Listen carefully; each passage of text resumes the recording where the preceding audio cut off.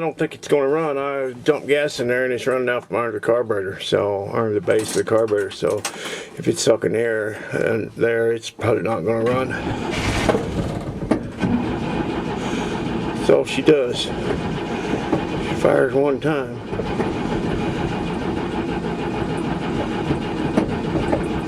I don't know. I put enough gas in there to make Brown happy.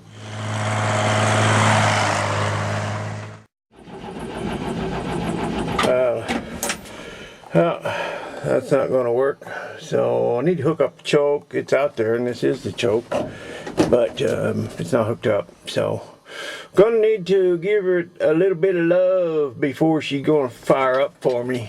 But this is another old piece of iron that I just love. Yeah, I'll check it. That fuel pump is not pumping any fuel, so of course the easiest thing to do is put electric on it.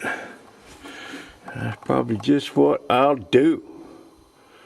I need to go to town anyway, get some antifreeze, so might do that. Come back and tinker with her a little. From the sound of it, I better throw that battery back on the charger for a little bit. They did make a V12, 702.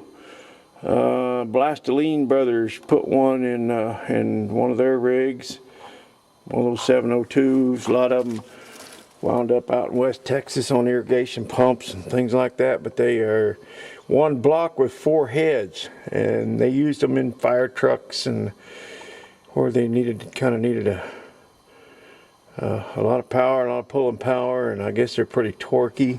I saw when I was researching them, studying up on them a little bit, I saw where they used them pulling the trailers that had the Minuteman missiles on them back in the 60s when these things were built. I wish I had one of those with them 5 1/4 inch pistons.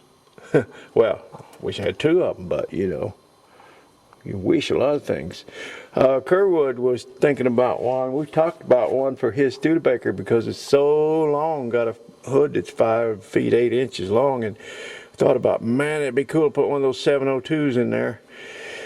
And found one over in Seattle. And I forget what it was they wanted for it, 20,000, 19,500, something like that. One lonely farmer's got a neighbor that's got one, but he's real proud of it.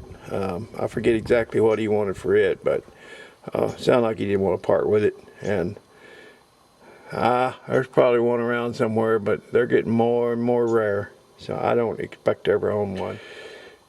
So like I said, I've got 3 of these engines, and one of the others down there, some of these had red valve covers and a lot of them had these plaid ones, and they're pretty cool with a plaid valve cover. And one of the other engines I have down there has plaid valve covers, and the reason for that was the Irish or the Scottish, I guess, were known to be kind of thrifty.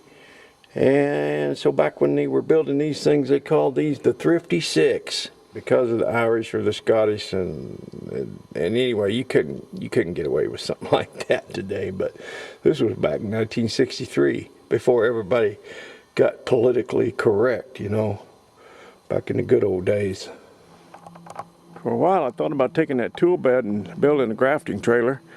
Could load all of our supplies and take them to the job site and just chain it to a tree and leave it instead of hauling stuff every day, but I don't know, that thing's awful heavy to be dragging around, so I never did do it.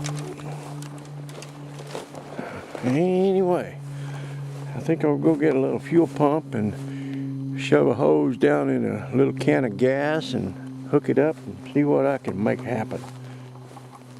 That's the fun stuff there.